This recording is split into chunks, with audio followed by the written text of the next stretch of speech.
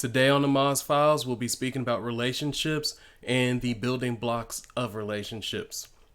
A while back, I had put myself on a journey to finding out the proper way to go about a relationship. The thing that brought me to this journey is I had found myself being in relationships and the other person wanting to move on to do more, and I was never ready. It never felt right for me. I was just never comfortable with moving into those next stages, moving towards marriage, things like that. Some people would say that that would be commitment issues. However, saying commitment issues is not enough for me because there's always a reason, there's a why. And so I wanted to look deeper within myself to find out what those issues come from. How do you fix those? How do you change them? How do you become somebody who's ready to be committed? So I started doing some research, looking into things, getting to know myself better. One of the people who I ran across while doing this was Kevin Samuels. He has a show.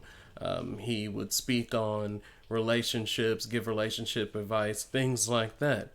One of the things that he said that stuck with me the most was that a relationship should be founded on duty, loyalty, and respect. Now, that kind of stuck with me because in today's modern world, we kind of have the Disney World ending is what we all want. And so when you think about a relationship, you think about, no, I want happiness, love, I want that perfect ending. So when you have somebody telling you duty, loyalty, and respect, it becomes something a little bit different. You're like, well, where's the happiness?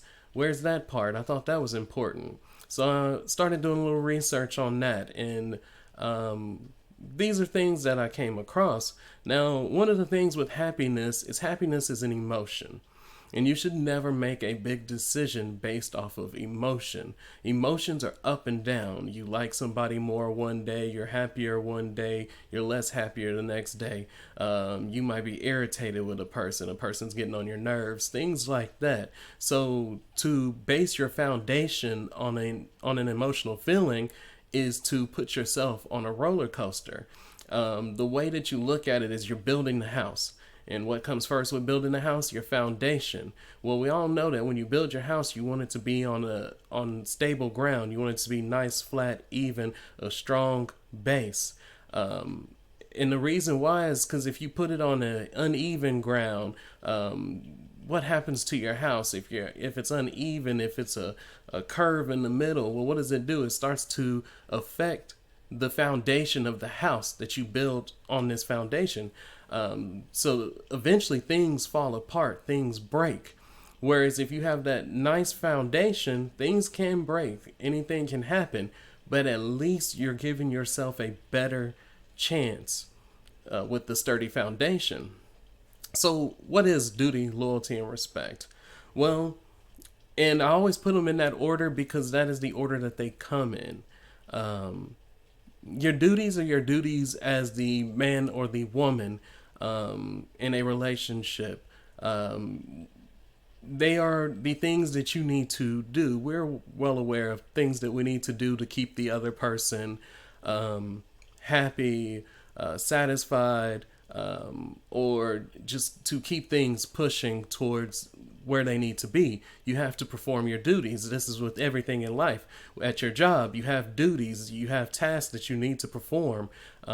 We always have these duties that we have to perform throughout life, but yet for some reason, when you speak about duties in a relationship, it becomes different. People now look at it as something that you shouldn't have to do. Why do I have to perform duties to be with somebody? But yet you perform duties to do everything else that you do in your life. We have a tendency to not want to put as much energy in ourselves and in others as we do into things. So you perform your duties. When you perform your duties, you gain that person's loyalty. And when you gain that person's loyalty, you gain that person's respect. And that's what it all comes down to at the end of the day, is understanding the respect in a relationship. That's your respect with anything. You have your respect with God. You have your respect with your family. All that. And it goes the same way. Now, what happens in the majority of relationships when they break down? Well, typically, when you look at where a majority of relationships go wrong, you're looking at that very first thing, duty. When a person typically fails to perform their duties, they slowly lose the loyalty of that other person. Once they lose the loyalty of that person, they eventually will lose the respect of that person. And typically, once you lose a person's respect, you really can't get it back. It's really difficult to do. At least the respect on that level. They can gain different levels of respect for you, but it's usually, like I said, it's different levels of respect. So that's important. So one of the important things is when you're looking at that is the accountability of it all. Constantly, I see people who come out of a relationship or they're single or they're in a bad relationship, and you ask them, well, what's going wrong? And what's probably going wrong?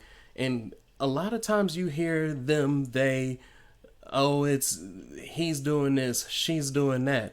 We are so quick in today's society to always want to point the finger and say what so and so did wrong, what so and so did to me. We never look at ourselves. And I feel like that is something that's very important. You need to start with, am I performing my duties? Could I do better? And that's a better way to get an understanding of how things can be fixed in a relationship. Or if you're single, what went wrong in my past relationship? So you need to understand those small things. One of the things that I've learned that I never really thought about is somebody said when on a date with a person, you can ask them what happened in your past relationship. If that person's answer is only they did that, they did this, they did that, they did this, they did that, that person has not taken any accountability in anything that they did wrong in that relationship. A person has to take accountability in order to grow. All right. You cannot grow if you believe that you are perfect. That's just a fact. And what that means is that you're ignorant to your flaws. And if you're ignorant to your flaws, you cannot fix them. So that's one of those things that you have to get better at, is understanding those nuances, the small things that are important. I was speaking, there was a Facebook post that I saw, and it said, if a woman cheats, whose fault is it? It said if a woman cheats, is it the man's fault? And instantly I saw it and I was like, if a woman cheats, is it the man's fault? And I was like, that's crazy. Where's the accountability in that? Shouldn't she be accountable for her cheating? And I remember I commented, I said, absolutely not. It's her fault. She needs to be accountable for where she went wrong. And a man commented under me and he said, no, that's not necessarily true. And he said, are you a Christian? I said, yes, I am. And then he showed me this verse, a Bible verse, and I'm going to read that Bible verse to you. Some of you might be familiar with it. And it says, well, it's a few verses. It's about 12 of them. So, submitting yourselves one to another in the fear of God. Wives, submit yourselves unto your own husbands, as unto the Lord. For the husband is the head of the wife, even as Christ is the head of the church, and he is the Savior of the body. Therefore, as the church is subject unto Christ, so let the wives be to their own husbands in everything. Husbands, love your wives, even as Christ also loved the church, and gave himself for it, that he might sanctify and cleanse it with the washing of water by the word, that he might present it to himself a glorious church, not having spot or wrinkle or any such thing, but that it should be holy and without blemish. So ought men to love their wives as their own bodies. He that loveth his wife loveth himself. For no man ever yet hated his own flesh, but nourished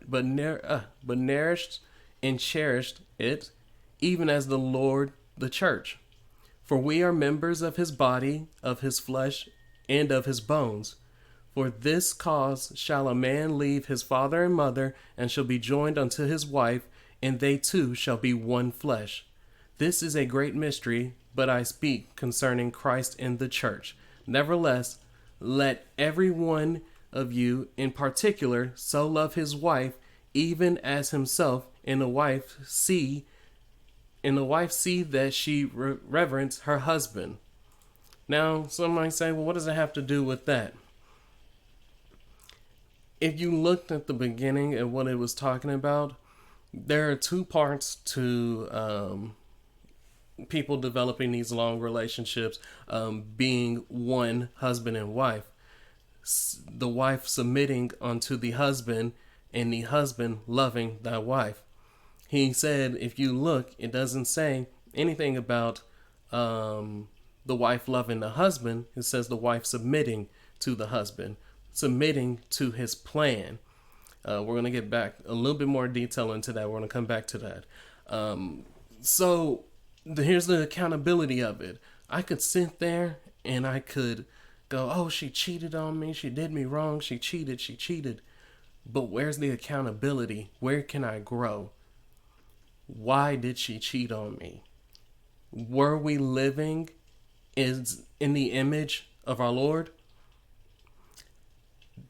Did she ever submit to your plan? Did you perform your duties? It's easy to quickly say, she cheated on me. What is harder to do is to look at yourself and say, did I have anything to do with that? And I'm not saying they cheat on you and go get back with them. That's absolutely not what I'm saying. I'm saying if that other person cheated on you, you need to take it upon yourself sometimes to maybe ask, well, maybe why? What went wrong? And look at that. And then also look at everything from the beginning. One of the most common things that I see a lot of people do as well is people tend to overlook red flags. That's the most confusing thing to me, is why we overlook the red flags. We see something in a person, we see their past, and because we are if they're attractive and you just I just got to be with them. They look so good. They're so attractive, or they have money, or they have something. They typically have something, and we start to overlook these red flags. We have got to stop doing that, because at the end of the day, all you're doing is being upset with a person doing what they told you they would. One thing I've learned is a common thing that a lot of people say is, oh, I hate liars, I hate fake people. And you ever notice that everybody says that? If everybody says that, that's a little awkward to me. I'm like, something's not right. That's because the majority of people do typically try to tell you who they really are. A cheater tries to tell you who they are. A user tells you who they are. It's small things that you notice, but you tend to overlook, and you say, oh, well, maybe it was just misunderstood, and maybe it was this, it was that. No, that was them telling you who they are. You need to listen to them. So that's a big part of that. Now I want to get back into that last part, the Bible verses I was reading on, as far as your duties, because that's really important right there. So, the very first part, wives submitting to their husbands. When we hear the word submitting, we have turned submission into something that is not. When you hear the word submit to your husband, you think, oh, that means I'm supposed to be controlled by him.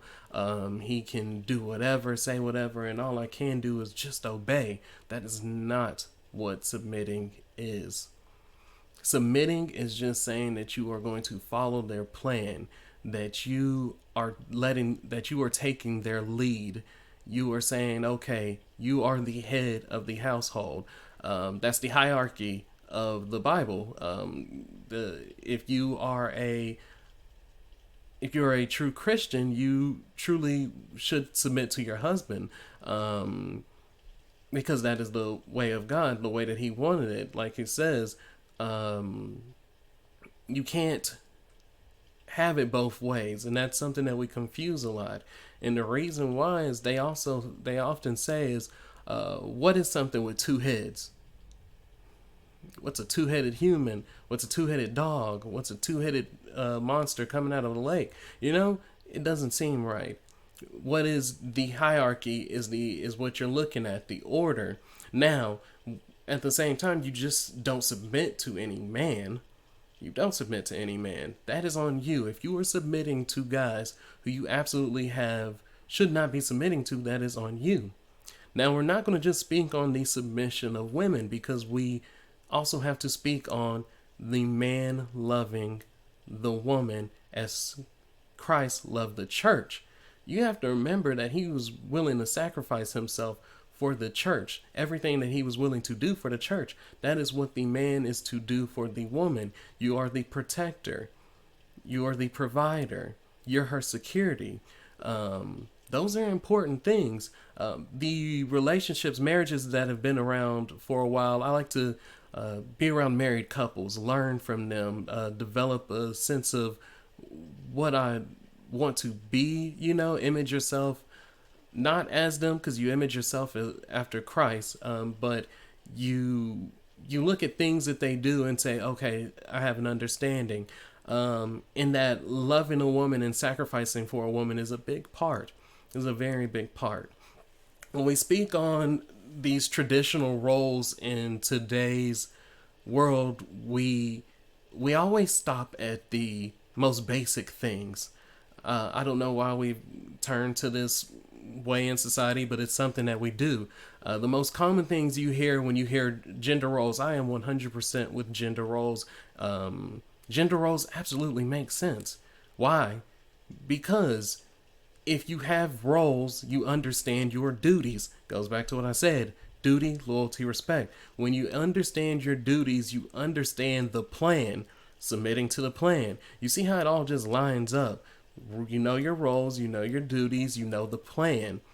That is how you build a good foundation. Now, we always stop gender roles with, oh, so women are supposed to be cooking and cleaning and doing this and that, and we're so against it.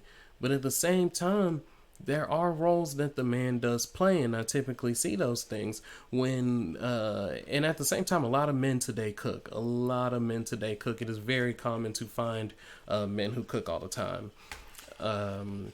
And I understand that we're also in a very busy world. The way that the everything tends to be going in the world, it's impossible to have that stay-at-home wife. That's just not logical, really, today. Or it is logical, but it's difficult. The reason I say it's logical is because there are statistics that say that if you are able to have the wife stay at home and the husband provide, the children tend to have a better chance. So that is technically the goal that you would like to reach. And I know plenty of men. I know a lot of men who would absolutely love that. They would love for their wife to stay at home, take care of the children while they went to work and provided for the family. There's a lot of men who still think in those ways. It's just a little bit difficult in today's world because we have become the consumerism of society today. The way that the economy works, it's really difficult to have that single person working in the house. So much more easier if you can have two working adults in the house. But still, so it's not always going to just look like that. But however, if you can get a typical daily thing, that makes things a lot better.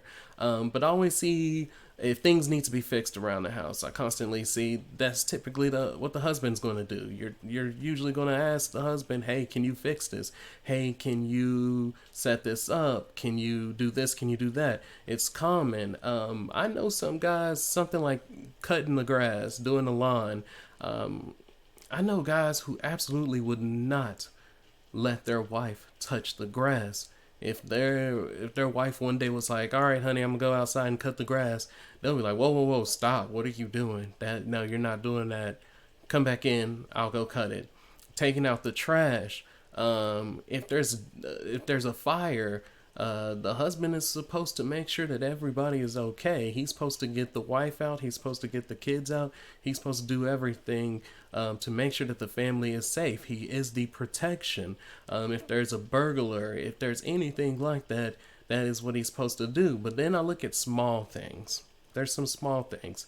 If a couple has two cars and one of the cars is messing up, is breaking down, things like that, a lot of times I see that husband say, hey, honey, you take the good car. I'm going to take the bad car.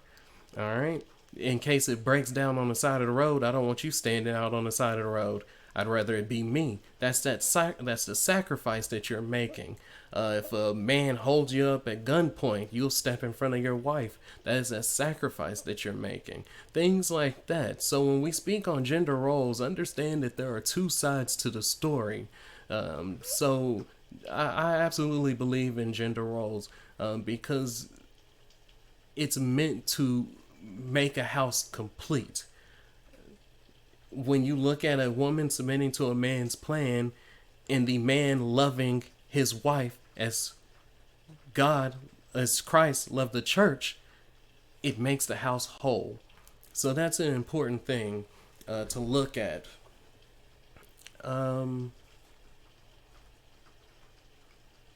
So that is pretty much everything I have today. We will go into more details about this at another time, so keeping it nice and short. So just make sure that you like, comment, share, subscribe. Everything is under the Moz Files, YouTube, Facebook, all of it.